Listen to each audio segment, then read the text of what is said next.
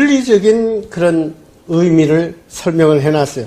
그래서 윤리적인 의미 뭐냐 하면 제일 첫 번째, 그게 morality라고 되어 있죠. 여러분이 교재에 있습니다. 여기 PPT에는 없고요. 그럼 morality가 되는 건 우리는 도덕성이라 그럽니다. 도덕성이라는 것은 우리가 어떻게 행동을 해야 올바른지 그거를 규정하고 우리의 권리와 또 의무가 무엇인지를 갖다가 정의해주는 하나의 규칙이다. 하나의 원칙이다. 그 다음에 두 번째가 moral, 그냥 도덕이라고 할 때에 도덕 역시 우리가 어떻게 행동을 해야 하는지 설명한 그런 사회적으로 용납이 되는 하나의 풍습이다. 이런 의미로 사용되고 있습니다. 이제 세 번째로 나와 있는 윤리 내지는 또 윤리학이라고 할 때는 이러한 도덕성을 조직적으로 체계적으로 연구하고 또 공부하는 학문, 하나의 학문의 일종이죠. 윤리학 그럴 때 윤리나 윤리학이라는 것은 예수님의 가르침은 전부 바로 이 도덕, 어떤 것이 옳고 어떤 것이 그런지, 어떤 것이 선하고 어떤 것이 악한 건지 그것을 우리에게 가르쳐주고 계시기 때문에 이것은 학자들이 나중에 여기다가 이런 도덕이라는 그런 표현을 붙이고 도덕성, 윤리학 이렇게 붙였을 뿐이지 이미 학자들이 붙이기 전에 예수님께서는 우리에게 이러한 윤리에 어떻게 살아야 하는 것을 이미 가르쳐 주었습니다. 그래서 이것을 분명히 알지 못하면 나중에 여러분들이 가르칠 때도 사람들이 이게 뭐 도덕이지 이게 어디에 성경이 아니다 이렇게 또 질문하는 사람들이 있으면 여러분들이 좀 당황하게 될 것입니다. 네 번째 여기에 도덕적인 네 번째 도덕적인 원리. 그러니까 어떤 이제 올바른 일을 갖다가 결정하기 위해서는 하나의 원칙이 있어야 되겠죠? 그렇죠? 네. 그 원칙을 세워나가는 것이 도덕적 원리다. 그런데 원리와 원칙은 어떻게 다릅니까? 원리와 원칙? 프린시플과 그 다음에 원칙 아니면 룰이라 그럴까요? 그러면 그 원리는 변함이 없다. 네.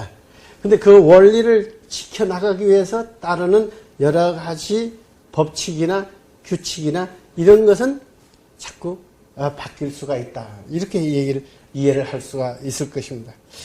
그 다음에 다섯 번째 가치 또는 가치관. 그는 무슨 뜻인가 하면 바로 우리가 참 해볼 만한 그런 어떤 가치가 있다.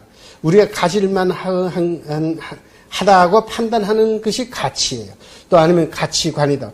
해볼만 하다. 이런 거예요. 될만 하다.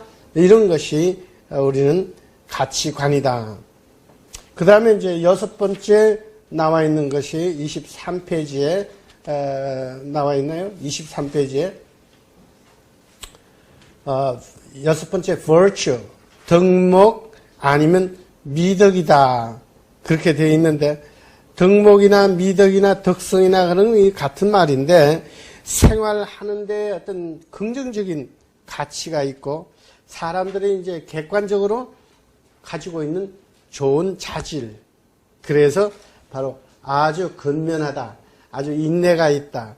또 절제를 한다. 친절하다. 아니면 용기가 있다. 이제 이런 것들이 다 그 안에 들어가는 거예요. 그러니까 품성을 하는 데는 이러한 미덕들이 아주 전부 요소로 우리가 사용을 하고 있습니다.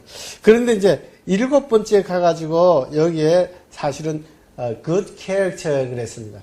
사실은 character 하게 되면요. 사실은 좋은 캐릭터 또는 나쁜 캐릭터 이것으로 구분할 수가 있어요. 왜냐하면 좋은 습관이 있고 우리는 근데 일반적으로 어떻게 해요?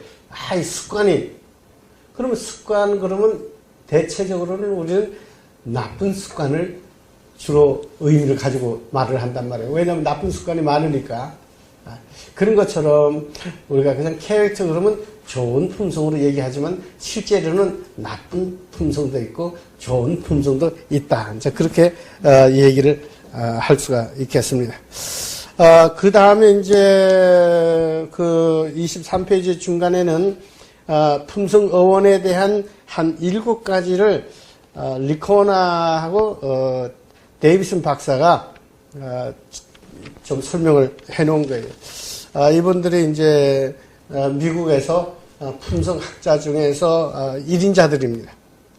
그러면서 이제 품성에 대해서 어떤 설명을 하고 있냐 그러면 이 품성이라는 것은 바로 캐릭터에서 나와서 어떤 특유의 특징이다. 그런데 이것은 지워지죠. 왜냐하면 각인되었기 때문에 어떻게 지워지지 않고 영구성이 있는 내구성이 있는 그런 표식이다.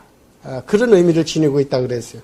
그래서 우리의 그 말과 행동과 태도가 계속 각인이 돼서 접목이 되어서 계속적으로 나타날 때에 우리가 개인적으로나 또는 인간관계에서 우리 문화에서 이런 것이 특유의 상징으로 아니면 표식으로 나타나는 것.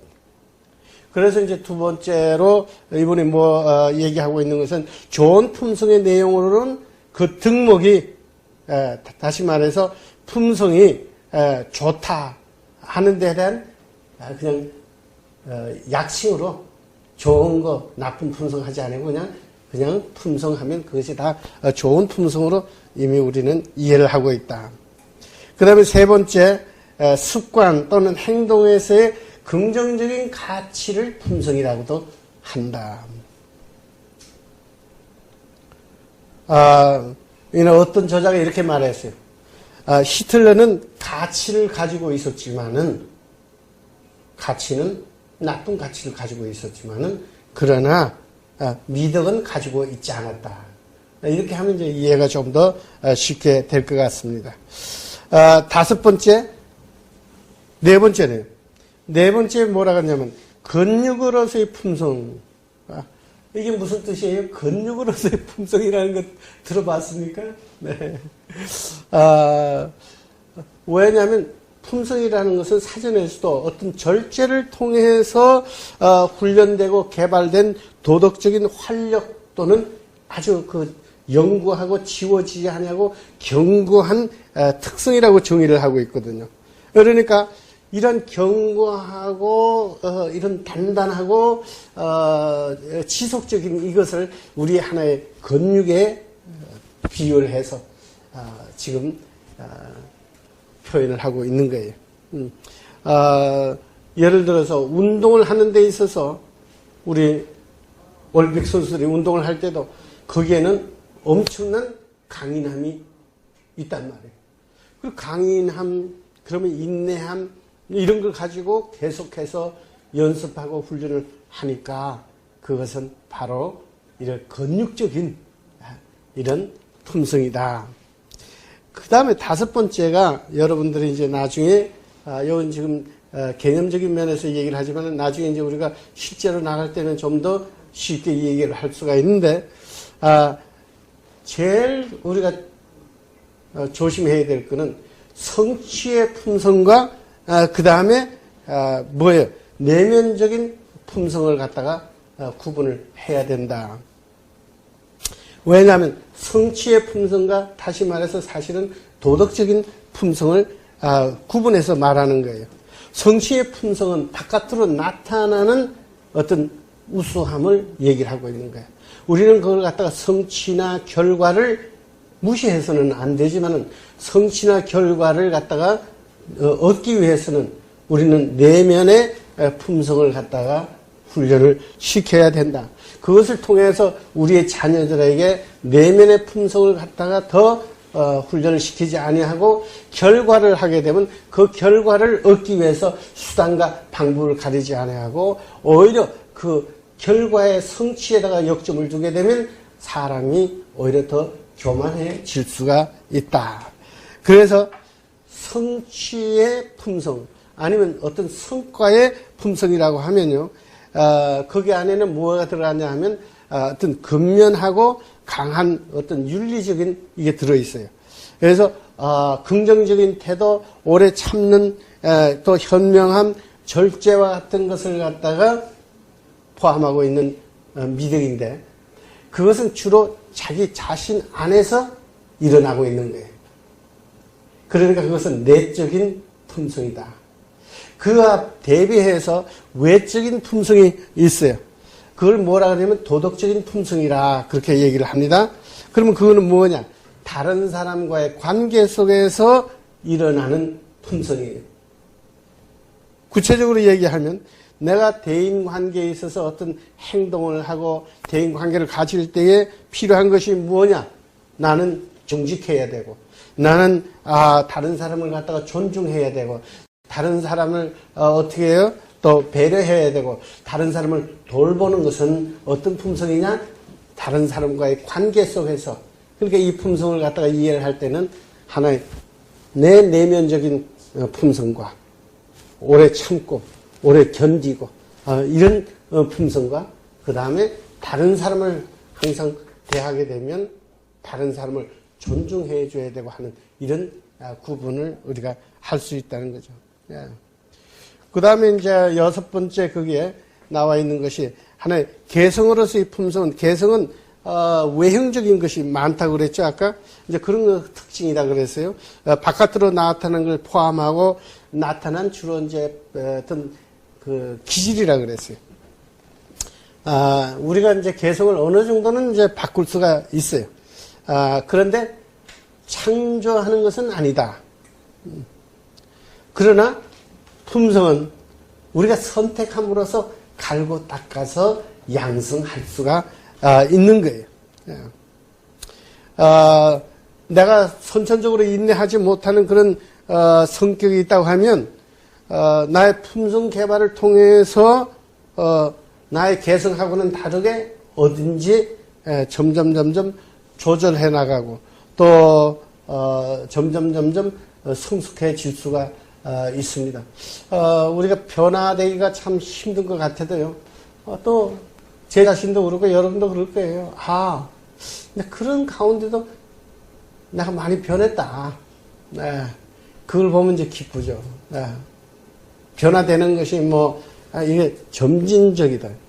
천국이 오는 것처럼 예수님 탄생부터 시작해서 재림 때 이 사이에서 크신 그 전에서 오는 것과 마찬가지로 여러분도 성화로 해서 점점 나아가는 그 과정에 있기 때문에 얼른 이렇게 보면 지금 우리 올림픽 경기에서 그냥 그 0.0초 사이니까 별반이 없는 것 같죠. 우리 눈으로 볼 것 같으면 그렇죠? 그런데 나중에 주심이 그걸 판독을 할 때는 비디오로 찍어가지고 그거를 느린 속도로 해서 보니까 정확하게 나타나는 것처럼 여러분들이 변하지 않는 것 같지만 그래도 예수 그리스도를 믿고 그다음에 훈련을 받고 해서 얼마나 많이 성화되어 가고 있다는 사실을 인식하게 되면 아마 기쁨이 넘칠 줄로 그렇게 믿습니다. 여러분들이 이제 품성을 그렇기 때문에 계속해서 지속적으로 생활화하고 여러분의 영혼에다가 접목하게 되면 반드시 열매가 맺어질 줄로 믿습니다.